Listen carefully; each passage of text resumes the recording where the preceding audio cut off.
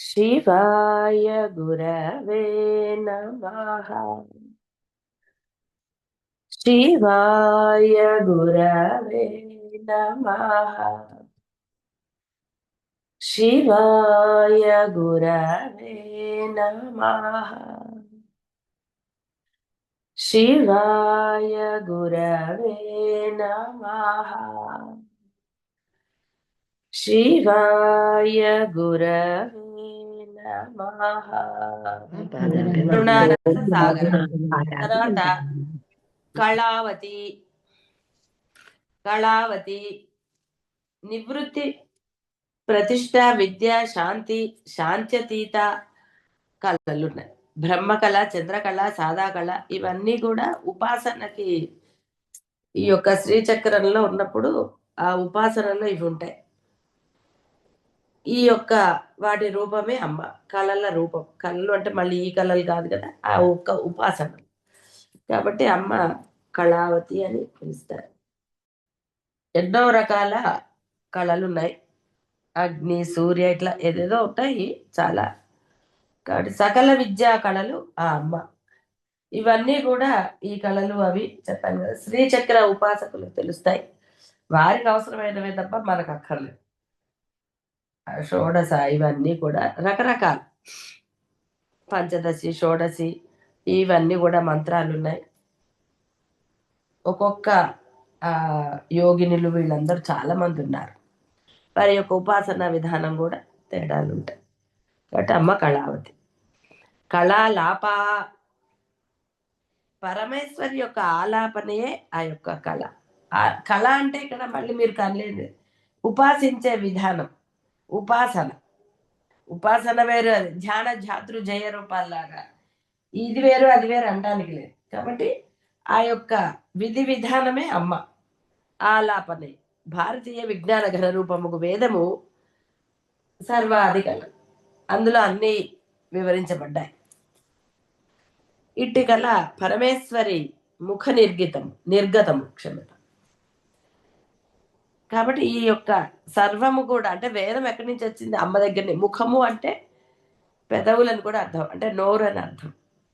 సంస్కృతంలో రెండు అర్థాలు. కాబట్టి ముఖము అంటే ఆవిడ యొక్క నోటి నుంచి వెలువడ్డాయి. వేదనాదమే మధురము, అది దేవముఖ నిర్గతమగుట మధురతరము. అట్టి మృదు మధుర వాగ్వ్యాపనం కలది ఒకట పరమేశ్వరి కళాలాప. సామవేదము గాన సంజ్ఞ కలది, దానిని ఆలాపించినది కాబట్టి కళాలాప. కాబట్టి కళారూపం అంటే ఇక ఏ వేదమైనా నోటి నుంచే కదా చేస్తారు. అయితే ఈ వేదం అనేది ఏదో పుస్తకం చదివినట్టు అలా ఉండదు. దానికి ఒక స్వరము, ఒక పద్ధతి ఇవన్నీ ఉంటాయి. అది ఆ విధంగానే గానం చేయాలి. ఇప్పుడు వీళ్ళు చెప్పిన ఇక్కడ సామగానం అన్నా ఇంకోటన్నా ఏదైనా సరే ఎవరిష్టం వచ్చినట్టుగా వాళ్ళు పలకటానికి లేదు. ఇవి గురుముఖత. మొదట అమ్మ నుంచి తర్వాత. కాబట్టి ఆ విధంగా మొదట వాటిని ఆలాపన అంటే ఎలా చేయాలి అని చెప్పించింది, అంటే చూపించింది అనండి మార్గం ఆవిడ. కాబట్టి ఆవిడ కళాలాప. కాంత అభిరూపతమం దేహం వహన్ కాంత. మిక్కిలి చక్కనైన రూపం ధరించి ఉందమ్మ. పరమ మనోహరమైన స్వరూపం కలది. కామేశ్వరుని ప్రియపత్ని, ప్రపంచమునందలి సకల స్త్రీజాతి స్వరూపంగా కలది. నిన్నే చెప్పుకున్నా కదా, స్త్రీ స్వరూపాలన్నీ అమ్మే. ద్విపరార్థాం ద్విపరార్థాం తే కస్య బ్రహ్మణో అస్యంతో యస్య అతివా కాంత. రెండవ పరార్థము యొక్క సమాప్తం కాలం నందు ఎవరి కారణమున బ్రహ్మమునకు అంతము కలదో అది కాంత. కమ్మనగా బ్రహ్మము అంతఃస్వరూపంగా కలది, అధిష్టాన స్వరూపిణి అది అమ్మ. కాబట్టి కాంత. కాబట్టి రీజన్ ఎవరు ఇది నశించడానికి? సృష్టి చేశారు, ఆ తర్వాత మళ్ళీ ఇదే. కాబట్టి దీనికి కారణ స్వరూపం ఎవరు? ఆవిడ. కాబట్టి కాంత. ఎందుకంటే వీటన్నిటికీ పెద్దగా మనం వివరణ చెప్పుకోవాల్సిన ఆవశ్యకత లేదు. ఇప్పటి వరకు చాలా వచ్చేసింది. మరి ఉన్నది బ్రహ్మమే, వేదమైన ఆవిడే, ఏదైనా సరే. కాబట్టి వీటికి ఆ యొక్క సాంద్రత తెలుసుకోండి చాలు. కాదంబరి ప్రియ పరమేశ్వరి కళావతి కళాలాప కాంత. కాదంబరి దేవి యందు అనగా సరస్వతి దేవి యందు ప్రీతి కలదు. ఈ నామమునకు కాదంబిని ప్రియ అను పాఠాంతరం కూడా ఉంది. కాబట్టి ముందర కదంబ పుష్పము గురించి కూడా మనకు వచ్చింది. ఆ వనంలో ఇష్టంగా ఉంది కాబట్టి ఇక్కడ ఏం చెప్తారంటే ఒకటే అర్థాలు ఉన్నవి రావు కాబట్టి ఇక్కడ సరస్వతి అర్థమే తీసుకోమని చెప్పారు. ఇక్కడ మళ్ళీ ఆ శ్రీచక్రంలో వాటి గురించి చెప్పారు. కాబట్టి మనం ఇక్కడ మళ్ళీ కాదంబరి ప్రియ లాగా అక్కడ వనంలో ఆ వనం అంటే ఆవిడకి ఇష్టం, ఆ వనంలో విహరిస్తోందని వచ్చేసింది కాబట్టి ఇక్కడ మరలా ఎప్పుడు కూడా స్తోత్రంలో అర్థము అదే ఉంటుంది కానీ వర్డ్ యొక్క ఇది సమానంగా ఉండదు. కాబట్టి ఇక్కడ మనం తీసుకోవాల్సింది సరస్వతి అనే అర్థం. అయితే ఈ సరస్వతి లక్ష్మి రూపాలు వేరని భావించడానికి లేదు. విడిగా మీరు చూస్తున్నారు కాబట్టి ఆ రూపం కూడా అమ్మే అని గుర్తిస్తే చాలు. వరద నవమ్యాంచ సదా పూజ్య ఇయం దేవి సమాధిన వరద సర్వలోకానాం భవిష్యతి న సంశయ అభిమతాన్ వరాన్ దదాతి వరద. కామేశ్వరి కావున సకల భక్తజనులకు మనోభీష్టములను ప్రసాదిస్తూ ఉంటుంది. ప్రతి దేవతయు వరములిచ్చినను ఇవ్వకుండాను వరద అభయహస్తముల ముద్రలు ధరించి ఉంటారు వారు.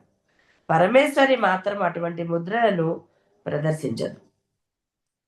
భక్తజనుల వాంఛితములను ప్రసాదిస్తుంది. ఇందుచే వరదాన ముద్ర ధారణమునగాక కృపావీక్షణమునే చేయుట వరద అని స్తుతించబడుతుంది. తదన్య పాణిభ్యాం అని మన సౌందర్యలహరిలో ఒక శ్లోకం ఉంటుంది. అన్య పాణిభ్యాం అంటే అమ్మ కోరికలు తీరాలంటే మా వాటికి వేరే ఏమక్కర్లేదమ్మా, నీ పాదాలు చాలు అని. అన్య నీ పాదాలు ఉంటే చాలమ్మా, ఇంకా వేరే అక్కర్లేదు. ఈ ముద్రలు చేతులు ఇవన్నీ అక్కర్లే, నీ కాళ్ళకి నమస్కారం చేసుకుంటేనే మా కోరికలు అన్నీ తీరిపోతుంది. యజ్ఞముల యందు యజమాన స్వరూపమున వరం ఇస్తుంది కాబట్టి, అంటే కోరికలను తీరుస్తుంది కాబట్టి అమ్మ. వేరే వాళ్ళు అంటే ఇతర దేవతలు అభయహస్తము అంటే పైన చెయ్యి, వరద హస్తం ఇలా కిందకు ఉంటుంది, అలా వాళ్ళు పెట్టుకునే ఉంటారు. పెట్టుకున్నంత మాత్రాన వాళ్ళు కోరికలు తీరుస్తారా అనేది సందేహం అన్నట్టు. ఎందుకంటే మీరు ఆరాధించే దాన్ని బట్టి ఉంటుంది తప్ప వేరేగా ఉండదు కదా, ఇది అంతే. కాబట్టి అమ్మకి అవన్నీ లేదు. పాణిభ్యాం తదని. కాబట్టి నీ పాదాలు చాలమ్మ, మాకు ఇంకా వేరేది అక్కర్లేదు. అవే అన్ని కోరికలు తీరుస్తున్నాయి. వామనయన కరుణారసపూరితములు మనోహరములైన నేత్రములు కలది. ఆచరించబడిన కర్మల యొక్క ఫలములను పెంపొందిస్తుంది. కావున వామనయన ఏష ఉ ఏవ వామని. వామన అన శివుని నయనాన్ని పొందించినది అనుటచే పరమేశ్వరి శివ సాయుధ్య ప్రదాయిని అంటారు. వామనయన ఇద్దరు అర్ధనారీశ్వరు కదా, కాబట్టి ఎడమ పక్కన ఎవరండి, అది శివుడి కళ్ళయ్య. ఇద్దరు కదా, అర్ధనారీశ్వర రూపం కదా వీళ్ళిద్దరిది. కాబట్టి ఒక పక్క వీళ్ళు అంటే కుడి పక్క అమ్మ ఉంది, ఎడం వైపు కన్ను స్వామిదైంది. కాబట్టి ఇక్కడ కేవలం కరుణారసపూరితములు మనోహరములైన నేత్రములు కలది అనేది మామూలు బాహ్యంలో కనపడే అర్థం వామనయన. కానీ వామము అంటే మళ్ళీ కాబట్టి మీరు ఆచరించబడిన కర్మల యొక్క ఫలితాలను మీకు ఇచ్చింది. అందుకే సుమ్మైరు స్టేట్ లో ఉంటే అసలు గొడవలే. కాబట్టి ఇక్కడ ఆ కర్మల యొక్క ఫలాలను ఆవిడ ఇచ్చేస్తూ ఉంటుంది. వరాలు ఇచ్చేస్తుంది, మీకు అందులో సందేహమే లేదు. వరాలు ఇస్తుంది, కర్మ ఫలితాన్ని ఇస్తుంది. అయితే లోకంలో అంతా అరాచకత్వమే ఉంది. అంటే ఆవిడ రెండు చేస్తుంది. శివ సాయుధ్య ప్రదాయిని. ఆ శివ సాయుధ్యాన్ని ఆవిడ ప్రసాదించగలదు, అంటే ముక్తిని ప్రసాదిస్తుందని అర్థం. వారుణి మద విహ్వల అనాలి. హకారానికి వకారం విహ్వల. అదశ్చ ఊర్ధ్వం స్థితా నాడి వారుణి సర్వగామిని. పూషా దిగ్దేవత ప్రోక్త వారుణి వాయుదేవత. శరీరమున క్రిందకి నీ పైకి నీ సర్వత్రా సంచరించుచుండు వాయు సంచారములు గల నాడి పేరు వారుణి అనబడు. దీనిని సరే యోగాభ్యాసంలో చేస్తారట. అదుపులో ఉంచగలుగుతారట. బ్రహ్మరంధ్ర సహస్రారము నుండి అమృత స్రావం జరుగుతుంది. దాని సేవనం వలన ఆనంద తన్మతయే గాని ప్రవృత్తి జ్ఞానము ఉండదు. ఈ వారుని విద్య బ్రహ్మ విద్య అనబడుతుంది. ఈ అమృత సేవన వలన కలుగునగు తన్మయతయే మధువై ఫలత అనబడుతుంది. పరమేశ్వరి సంతతము ఈ స్థితి అందే ఉంటుంది కనుక వారుని మధువై. కాబట్టి ఇక్కడ వాయు సంచారం చేసే ఒక నాడి బంధం, ఆ యొక్క దాని నాడి పేరు వారుని. ఆ వారుని వాళ్ళు యోగాభ్యాసంలో అలా చేస్తారట. వాళ్ళు చెప్పాను కదా, దేనికైనా కూడా సరైన గురువులు ఉండాలి, లేకపోతే కొంచెం ప్రాబ్లం. కాబట్టి ఇది కూడా బ్రహ్మానందమేనా అంటే, నిజంగా వాడు ఆ స్థితిని పొందితే అది బ్రహ్మానందం. ఆ స్థితి వాడికి ఎల్లప్పుడూ ఉండాలి. అక్కడికి వెళ్ళి ఆ 4 రోజులు వాడు దాన్ని అనుభవించేసి తర్వాత రాలేదు అంటే, కాబట్టి యోగా చేసినప్పుడే నాకు అంటే తర్వాత రాదు అంటే అది కష్టం. అది అప్పుడు బ్రహ్మానందం అవ్వదు కదా. కాబట్టి ఆనంద తన్మయత్వం కావాలి. కాబట్టి ఈ వారుని విద్య బ్రహ్మ విద్య అంటే నిజంగా సరైన గురువు లభించి నువ్వు ఆ స్థితిలో సర్వకాల సర్వావస్థల యందు ఉండగలిగితేనే అది వారుని విద్య. అలా కాకుండా చెప్పంగా ఇందాకట్లాగా ఏదో కాసేపే అంటే అది కాదు. అందువలన ఏ విద్యలైనా ఆ విద్యను అనుష్ఠానం చేసిన అంటే ఆ అనుభవం పొందిన గురువులే ముఖ్యంగా ఈ బ్రహ్మ విద్యను. కేవలం మన బాహ్యమైన వాటి వల్ల ఇది పొందలేరు. ఎందుకంటే ఆ కాసేపే వాడి మనసు నిలకడగా ఉంటుంది, తర్వాత మళ్ళీ గోల మొదలవుతుంది. అంటే అలా కాకుండా పరమేశ్వరి సంతతము ఈ స్థితి అందే ఉంటుంది. కాబట్టి వారుని మధుహేవ. ఆవిడ ఉండేదంటే ఆవిడ కదా రూపం ఏది, ఆవిడే ఆనందం, బ్రహ్మానందమే ఆవిడ. కాబట్టి అమ్మ అక్కడే ఉంటుంది. కాబట్టి వారుని మధుహేవ. అలా విశ్వాధికో రుద్రో మహర్షి బ్రహ్మస్వరూపిణి శిత్యాది శివాంతమగు విశ్వమున కన్నా అధికురాలు. శిత్యాది అంటే ఈ నశించే వాటన్నిటికన్నా కూడా శివాంతమగు అంటే మోక్షాన్ని పొందించే విశ్వం అంటే శివుడితో అంతమవుతుంది. చివరిలో ఆయన కదా డాన్స్ చేస్తారంటారు. మోక్షం పొందితే ఇంక ఈ జీవికి మళ్ళీ జన్మ లేదు. కాబట్టి అప్పటి వరకు అని 2 అర్థాలు. విశ్వమున కన్నా అధికురాలు. విశ్వమునకు పరమేశ్వరి పూర్వమే ఉన్నది. విశ్వమునకు కారణము కావున విశ్వాది. కారణం ఆవిడే. అలా అని విశ్వంలోనే ఉందా అంటే కాదురా, విశ్వానికి అవతల కూడా ఉన్నది ఆవిడే. నువ్వు లోపలను బయటను ఎక్కడన్నా అను, ఉన్నది ఆవిడే. నీకు సందేహం అక్కడ. ఎవడును ఎప్పుడు కూడా కార్యము కన్నా కారణము గొప్పదేగుట, కార్యముకు విశ్వము కన్నా కారణముకు పరమేశ్వరి గొప్పదేగుట విశ్వాది. ఈ కారణం వల్ల నేను చేశానంటారు కదా. కాబట్టి ఏది గొప్పదండి? కారణం కదా. అందుకని అంటారు కదా. లేకపోతే అసలు అక్కడ ఏముందండి? ఏదో నేను చేయాలనిపించి చేశానంటే గొడవ లేదు. కానీ ఇది కారణము, అందువల్ల బై ఫోర్స్ అంటారు కదా. కాబట్టి కార్యముకు విశ్వము కన్నా కారణముకు పరమేశ్వరి గొప్పది. కాబట్టి అమ్మ విశ్వాధిక. ఇక్కడ మీరు స్వామిని తీసుకున్నా నష్టం ఏం లేదు, ఇద్దరు అభేదం. కాబట్టి వేద వేద్య వేదైశ్చ సర్వై అహమేవ వేద్యో అని వేదం శృతి చెప్పింది. జ్ఞానఘన స్వరూపమే వేదం. సమస్త ప్రపంచములు కల ప్రజానీకమునకును తెలిసియున్నా తెలియకున్నా సమస్త విషయములను వివరించి బోధించి సంపూర్ణముగా అవగతము చేయనది వేదము. కాబట్టి నీకు అర్థం కాలేదు కాబట్టి వేదం లేదనడానికి లేదు, వేదంలో చెప్పబడలేదు అనడానికి లేదు. అన్నీ చెప్పబడ్డాయి వేదం. సర్వము అక్కడ ఎవరు ఎలా ఉండాలి, ఏమిటి విధానము అన్నీ కూడా వేదంలో చెప్పబడ్డాయి. సమస్త విషయములను వివరించి బోధించి సంపూర్ణముగా అవగతం చేస్తుంది వేదం. లోకమున ఎవరికి ఏ విధ ప్రమాణం వలన గాని తెలియరాని విషయములన్నిటినీ అనుమానరహితముగా తెలియచేస్తుంది వేదం. ఇక నీకు సందేహం లేకుండా వేదంలో వర్ణించబడి ఉన్నాయి. ఏ విషయమైనా సరే ప్రపంచమున ఎన్ని విధములకు జ్ఞాతలుందురో, ఎన్ని విధములకు జ్ఞానులుండునో, ఎన్ని విధములకు జ్ఞేయములుండునో అన్నిటినీ పూర్తిగా వివరించి బోధించి ఏకాకారము జ్ఞాన రూపమున ఉండునో అదే వేదం. కాబట్టి వేదంలో చెప్పబడింది ఏది లేదు. ధ్యాన ధ్యాతృ జయ రూపాలన్నా అంటే ధ్యానం అంటే ఏమిటి, ధ్యేయం ఏమిటి, ధాతృ అంటే చేసేది, చేయించేది, చేయబడేది. ఇవన్నీ ఏమిటి? హాయిగా ఎక్కడ అనుమానం లేకుండా బోధ జరిగింది. మీకు చాలా బోధలు జరిగాయి. అది కూడా ఆ వేదాన్ని ఆధారంగా చేసుకుని శంకరులు ఇచ్చిందే, అందులో ఏమీ సందేహం లేదు. శంకరులు ఆధారం లేకుండా ఏది చేయలేదు. శంకరులు అన్ని ఆ వేదం నుంచి ఆధారంగా చేసుకునే మనకి ఇచ్చారు. అందుకనే మనకి వేదం అర్థం అవ్వదు కాబట్టి మనం శంకరులదే ప్రమాణంగా తీసుకుని ఆచరణ పెట్టాలి. పరమేశ్వరి వేద మార్గమున, జ్ఞాన మార్గమున మాత్రమే తెలియబడుతుంది. 4 వేదముల నుండి ప్రతిపాదించబడిన మహావాక్య చతుష్టయం వలన మాత్రమే తెలియగలుగుతుంది.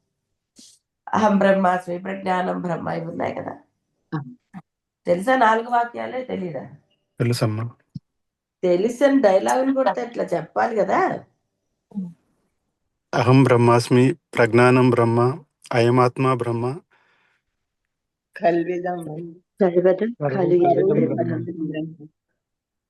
సర్వం కల్విదం బ్రహ్మ. చెప్పమంది అనేసరికి డౌట్ వస్తుంది కదా. అందుకని సందేహం లేకుండా చెప్పగా సర్వం ఖలు ఇదం బ్రహ్మ, ఇదం బ్రహ్మ. కాబట్టి ఆ బ్రహ్మ అంటేనే ఈవిడ రూపం దాల్చిన అమ్మ. కాబట్టి ఆ వాక్యాల వల్ల మాత్రమే ఈవిని పొందవచ్చు, తెలుసుకోవచ్చు. కాబట్టి ప్రతిపాదించబడిన 4 వేదముల నుంచి 4 తీసుకున్నారు మహావారు. ఇతర మార్గములను ఏమాత్రమూ తెలియరాలేదు. నువ్వు ఈ లౌకికంలో ఈ నోములు, వ్రతాలు ఇవన్నీ వీటి వల్ల ఆవిడేం తెలియబడదు. ఎందుకంటే నువ్వు ఇక్కడ ఇంకా కర్మ చేస్తూనే ఉన్నావు.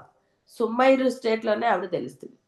అంతేగాని ఇంకా కర్మలు చేస్తూ ఇవి కోరుకుని ఇంకా కావాలి, అది కావాలి, ఇంకా ఏవో చూడాలన్న తాపత్రయం, ఇంకా ఎక్కడికో వెళ్ళాలన్న తాపత్రయం, ఇంకోటేదో, ఎన్ని తాపత్రయాలు, నెవర్ ఎండ్ ప్రాసెస్.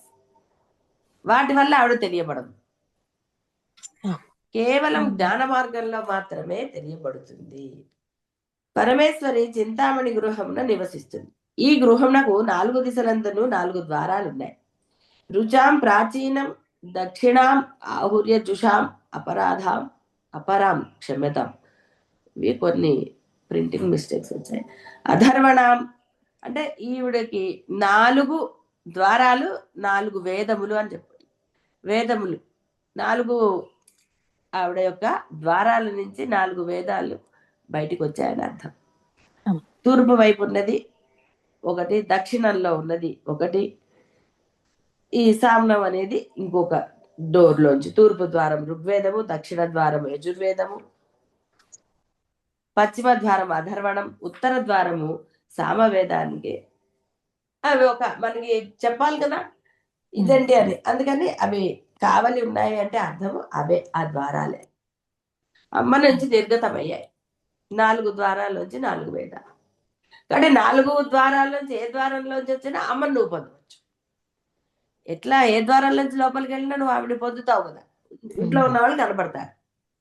ఈ ద్వారంలోంచి వెళ్ళక్కర్లా, అమ్మ మధ్యలో ఉంది. నువ్వు ఏ ద్వారంలోంచి అంటే ఏ వేదాన్ని పట్టుకున్నా, ఏ మహావాక్యాలు ఒకటి పట్టుకున్నా ఆవిడ నువ్వు పొందవచ్చు.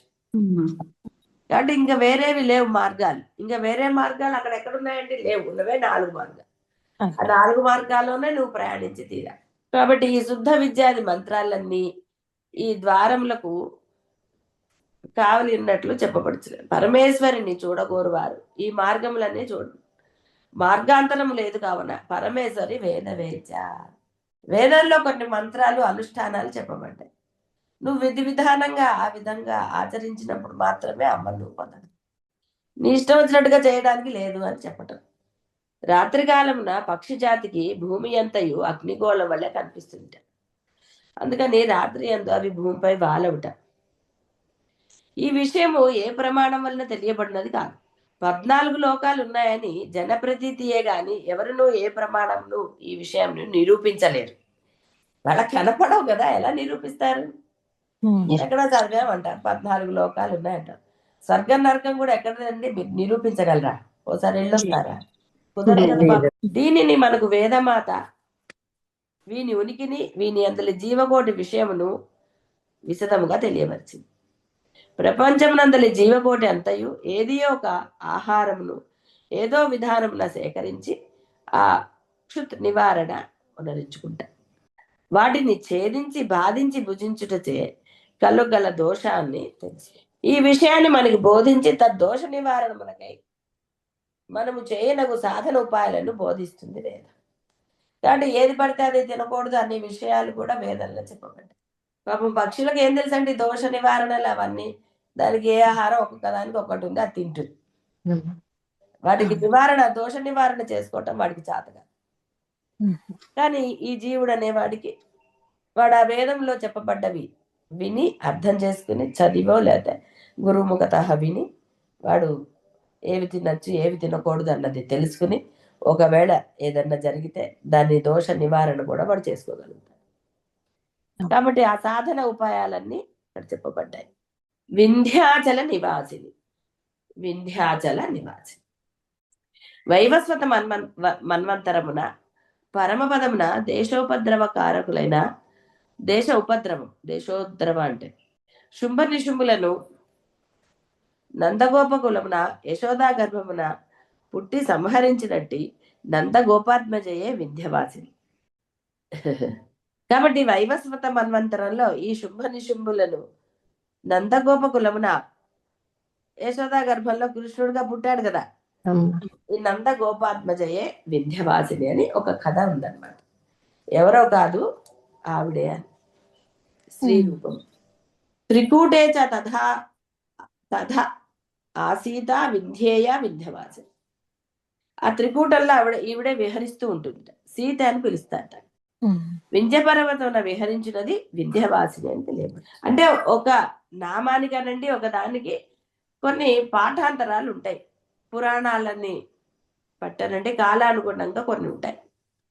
ఇదే కరెక్ట్ అది అబద్ధం అనడానికి లేదు. అది కరెక్టే, ఇది కరెక్టే. నీవు నమస్కారం చేసుకో అంతే తప్ప నీకు ఎందుకంటే వేరేవన్నీ. నిజమా కాదా అంటే నువ్వు ఎలా నిరూపించగలవు? నీకు వేదం తెలీదు. తెలియనప్పుడు ఎలా నిరూపిస్తావు?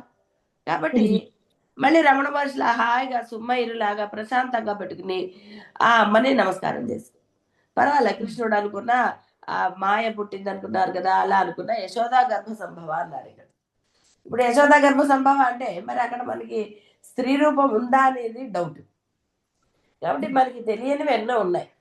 కాబట్టి తెలియని దాని గురించిన ఆతృత బదులు ఆత్మజ అంటే కూతురు అనే అర్థం. అది ఎలాగా మరి మనకి ఎప్పుడు ఇంత కథల్లో లేదే. కాబట్టి ఇప్పుడు రాధాకృష్ణుడిది కూడా నార్త్ ఇండియన్లోని కథలు వేరు, మన కథలు వేరు. అక్కడ కథ అక్కడదే, ఇక్కడ కథ ఇక్కడదే. రెండు కంపేర్ చేయటమో ఇంకోటి చేయడానికి నీ బుద్ధి సరిపోదు. కాబట్టి సుమ్మయ్య నోరు మూసుకో, చక్కగా అక్కడికి వెళ్ళు, వాళ్ళు చెప్పింది విని నమస్కారం చేసుకో. నీ భావన నీదే, నువ్వు నమస్కారం చేసుకో అంతే. వాళ్ళు నువ్వు ఎట్లా చేసినా కాదు, నువ్వు అలా ఎటువంటి భావన లేకుండా నమస్కారం చేసినప్పుడు వాళ్ళు నేను రక్షించి తీరుతాను అంతే. కాబట్టి ఇంకొకటి ఆ త్రికూటములో విహరిస్తోంది అంటే ఒట్టిగా సీత అని అన్నారు. సీత అంటే మళ్ళీ రాముల వారి సీత అనుకోకూడదు. వారుని మదవిహ్వలయ్యి విశ్వాధికయ్యి వేదవేద్యై మనోలయాంతమున ప్రజ్ఞాన ఘన స్వరూపిణి అచలమై వింధ్యపర్వతం వల్లే ఉన్నతమైన స్థానాన్న అంటే సహస్రారంలో నివసించున్నది కూడా వింధ్యాచలవాసం. అంటే ఇది మనకి వాళ్ళు అన్వయించాలి. లోపల ఈ గాలి లోపల పైనుంచి కింద వరకు తిరుగుతుంది అన్నారు కదా, మనకి చక్రాలు ఇవన్నీ కూడా చెప్పడం జరిగింది. కాబట్టి ఆవిడ విశ్వాధికయ్యి వేదవేద్యై మనోలయాంతమున అంటే నువ్వు ఈ బాహ్య ప్రపంచంలో తిరిగి ఏదన్నా చేయి, రకరకాలు మనోలయం అయిన తర్వాత ఎక్కడ పరిగెడతారండి? ఏ గోళ లేదు, ఏ గోళ లేదు. నేనే గొప్ప ఇవన్నీ అనుకుంటారు, అవన్నీ జరుగుతాయి, అది వేరే విషయం. కానీ ఎప్పుడైతే నీ లోపల సంగతిది, ఆ లోపల కాబట్టి బాహ్యంతో సంబంధం లేదు. బాహ్యంలో నువ్వు గొప్పవాడివా బీదవాడివా అవి కాదు. ఇక్కడ ఈ యొక్క సంచారం లోపల జరుగుతుంది. అంటే చక్రాల సంచారం అనుకుందాం. గాలి అన్నారు కదండి, గాలి లేకపోతే మీరు మంత్రము చెప్పలేరు, ఒక నిష్ఠ చేయలేరు. లోపల ఆ గాలే ప్రాణం. ప్రాణం వేరు, గాలి వేరు కాదు. ఆ ప్రాణశక్తి నీ శరీరం అంతా తిరుగుతూ ఉంటుంది పైకి కిందకి. నీ యొక్క దాన్ని బట్టి ఒకసారి అధికంగా అనిపిస్తుంది, ఒకసారి తక్కువగా అనిపిస్తూ ఉంటుంది. అది ఆ అడ్జస్ట్మెంట్స్ అది చేసుకుంటూ ఉంటుంది. కోపం వచ్చినప్పుడు, ద్వేషం ఉన్నప్పుడు, ఆ మాటలు అన్నప్పుడు చూడండి ఒకలాంటి ఉద్రేకం. శ్వాసలో ఆయాసం అంటారు కదా, అవునమ్మా. కాబట్టి అవన్నీ కూడా జరిగినప్పుడు ఆ విశ్వానికి, లోపలున్న విశ్వానికి అది ఆది, అధికమై అంటే అర్థం ఆవిడే అసలైన ఆవిడ. వేద వేద్య అంటే అప్పుడు ఆ లోపల ఉన్నదంతా కూడా ఆ బ్రహ్మమే, వేరుగా లేదు. అప్పుడు మనోలయం జరుగుతుంది. లోపల ఉన్నది అమ్మే, నేను కాదు అని భావన చేస్తే లయం ఎలా జరుగుతుంది? జరగదు. మనస్సు అనేది లేనే లేదు గట్టిగా చెప్తే. కాబట్టి ఆ మనోలయం జరగాలి అంటే లోపల బయట ఉన్నది ఒకటే తత్వం, ఒకటే బ్రహ్మం.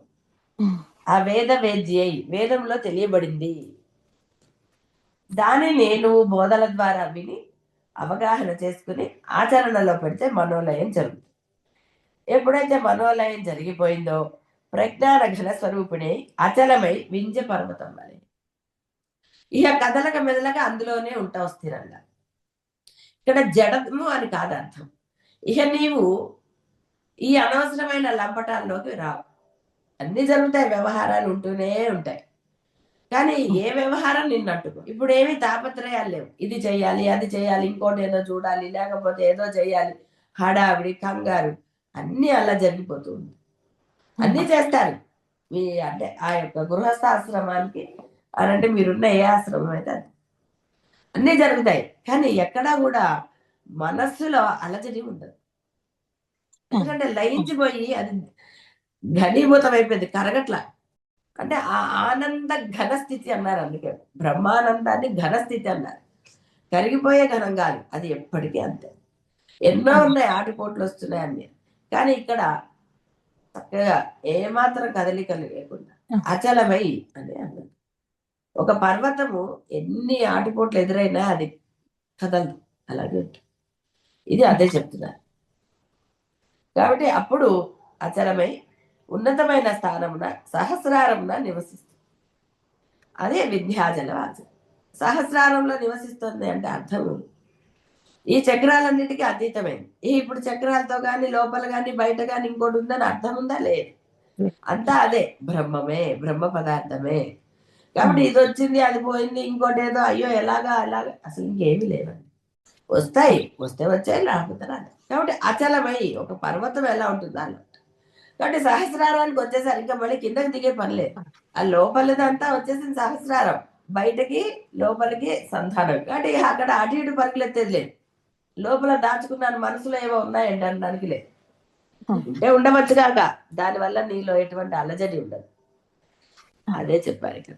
వింధ్యాచల నివాస తురియ స్థితి వృత్తి శూన్యకు ప్రజ్ఞాన ఘనసు ఆనందో బ్రహ్మేతి వ్యజనాత్.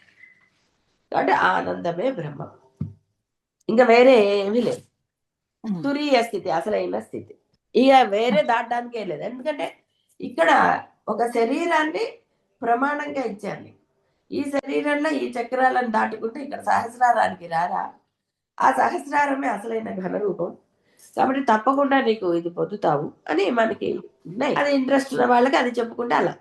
అంత అక్కర్లేదురా, ఎందుకు అంత కష్టపడడం, లోపల ఏ చక్రం ఏదో పేర్లు గుర్తు పెట్టుకోవాలి ఇవన్నీ. దాని బదులు హాయిగా సుమ్మయిరులాగా హాయిగా నామస్మరణ చేస్తూ ఉండు. సర్వకాల సర్వావస్థలు ఎలా జరగాలో, ఏది జరగాలో అది జరుగుతూనే ఉంటుంది. దేని గురించిన ఇది నీకు అక్కర్లే. ఏది జరగాలో, ఎందుకు జరగాలో, నీ చేత ఏం చేయించాలో వాడు చేయిస్తాడు. నువ్వేమీ టెన్షన్ పడకు, హడావిడి పడకు. ఏమంటే నా యొక్క నేచరే, పర్వాలే హడావిడి పడు, వేరే వాళ్ళని ఇచ్చేయి, నీ హడావిడి నీదే. అరుపులు, కేకలు, ఇంట్లో వాళ్ళు తప్పులు చేసినప్పుడు కోపట్టంలో దోషం లేదు. ఒట్టొట్టిగా అరవటాలు అలాంటివన్నీ కూడా కొంతమందికి ఉంటాయి కదా. ఏదో చేసేయాలి తాపుతారు, వాడు చేయడు, అవతల వాళ్ళతో చేయించడానికి అరుపులు, కేకలు ఎందుకు? నీకెందుకు? నీ పని నువ్వు చేసుకుని తల్లు, వేరే వాళ్ళు చేసేది చేస్తారు, లేకపోతే వాళ్ళు చేయకపోతే నువ్వు చేయి అరవకుండా. అదే అసలైన స్థితి. కానీ ఇది వేద వైద్యం, బోధనలోనే లభిస్తుంది తప్ప ఇది నీ సాధన ఎలా చేయాలో ఆ విధంగా చేస్తే నువ్వు ఆ స్థితిని పొందుతుంది. ఎప్పుడైతే పొందావో అదే తురీయ స్థితి, అదే అహం బ్రహ్మాస్మి. ఇలా దానికి ఏ పేరు పెట్టినా సరే. కాబట్టి ఆ తురీయ స్థితి మీరు పొందాలి అంటే ముందు ఈ బాహ్యమైన వృత్తులు నశించాలన్నారు. వృత్తులు అంటే మీరేదో పని మానేసి ఇంట్లో కూర్చోమని కాదు. ఈ అనవసరమైన వ్యవహారాలు ఏదైతే చేస్తున్నారో వాళ్ళ గురించి వీళ్ళ గురించి, వీడిలాగా వాడలాగా వాడికి అది ఇది అని ఏదేదో రకరకాల వ్యవహారాలు, వీళ్ళని నిందించటమా ఇంకోటి, ఇలా ఎన్నో ఉన్నాయి వృత్తులు. ఆఫీస్ అనండి, ఏదన్నా అనండి. ఎందుకు అవన్నీ? నీ పని నువ్వు చేసుకో చాలు. ఎప్పుడైతే నీ పని నువ్వు ఆచరణలో పెడతావో ఇక గొడవ. పరధర్మో భయావహ అన్నాడు ఆయన. కానీ ఎందుకంటే పరుల ధర్మం గురించి నీకెందుకు? నువ్వు అన్నవైనా అక్కవైనా అమ్మవైనా నీకు అనవసరం అవన్నీ. నువ్వు ఏం చేయాలి అది చెయ్యి, అన్నిటినీ పూసుకుని పెట్టుకోకు. అయ్యో నేను చెయ్యాలి కదండి అని, అది అహంకారం. ఆ అహంకారం మళ్ళీ వాడు పొగడన్నప్పుడు నీకు బాధ కలిగిస్తుంది. కానీ ఏమనుకో, నీ చేత వాళ్ళకి చేయించాలంటే ఆయన చేయిస్తాడు, నీ చేత చేయిస్తాడు, నువ్వు కంగారు పడక్కర్లా. నువ్వు గనక లేదు నేను చెయ్యాలని పూనుకున్నావా నీకు బాధ తప్పదు. ఇక అన్నే బాహ్య వృత్తులు ఎప్పుడు నశిస్తాయి మరి? ఇది చేస్తే ఇంకోటి చేయాలి, ఇంకోటి చేస్తే ఇంకోటి చేయాలి, ఇంకోటి చేస్తే ఇంకోటి చేయాలి. ఎందుకంటే అంత గోల? తుమ్మయిరు. అందుకని హాయిగా ఆ తురియ స్థితి పొందండి. ముందు సాధన చేసి ఎలా చేయాలో మీకు చెప్పబడించాలి అసలు. కానీ ఆ సాధన చేయండి, ఆ స్థితిని పొందండి. అప్పుడు మీకు ఎవరూ చెప్పక్కర్లేదు, గురువే అవసరం లేదు. అప్పుడు హాయిగా ఆనందంగా బోధ అవసరం లేదు, అన్ని మీకే స్మరణ, అంటే మీ చేత చేయించబడుతూ ఉంటుంది. పరమానంద స్థితిని సర్వకాల సర్వావస్థలందు పొందవచ్చు. కాబట్టి దానికోసమే మీరు ప్రయత్నాలు చేయండి తప్ప అనవసరమైన తాపత్రయాలు జోలికి వెళ్ళకండి. శుభభూయాత్.